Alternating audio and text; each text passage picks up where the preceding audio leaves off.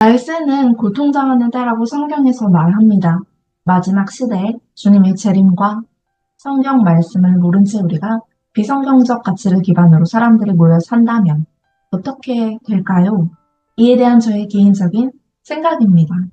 먼저 디모데 후서에서는 자기를 사랑하며 돈을 사랑하며 자랑하며 교만하며 비방하며 부모를 거역하며 감사하지 아니하며 거룩하지 아니하며 무정하며 원통함을 풀지 아니하며 모함하며 절제하지 못하며 사나우며 선한 것을 좋아하지 아니하며 배신하며 조급하며 자만하며 쾌락을 사랑한다고 합니다.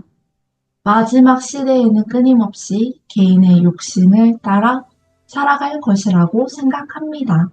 이것은 비단 직장에서 노동하는 일뿐만 아니라 취미 또는 여가 생활을 포함한 전반적인 삶에서의 핵심 가치가 성경 말씀에서 벗어났다는 것을 말합니다.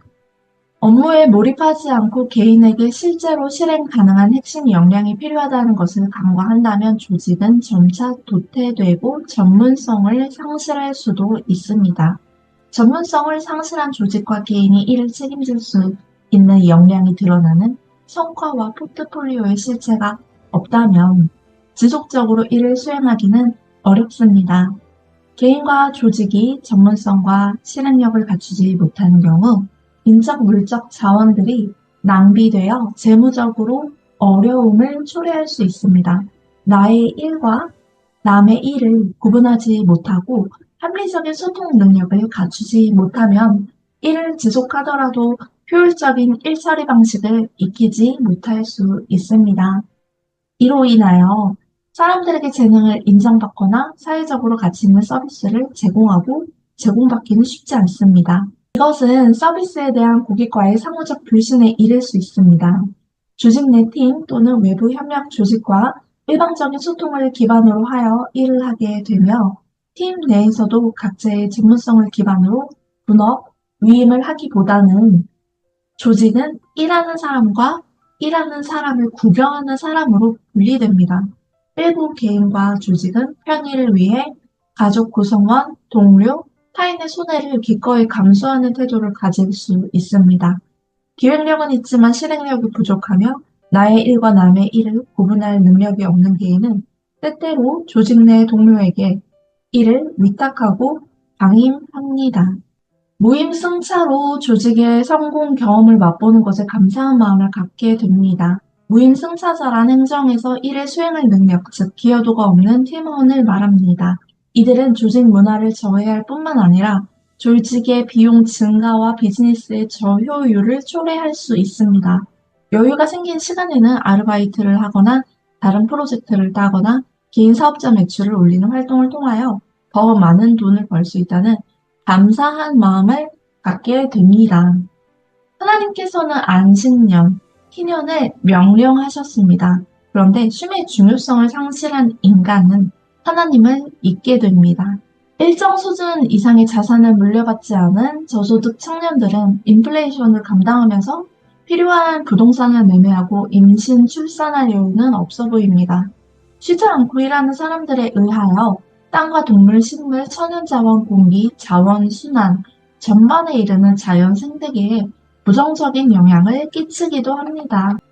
우리는 분주한 삶을 안정적으로 살아내기 위해 다양한 서비스를 구매함으로써 편리한 삶을 살아갈 수 있습니다.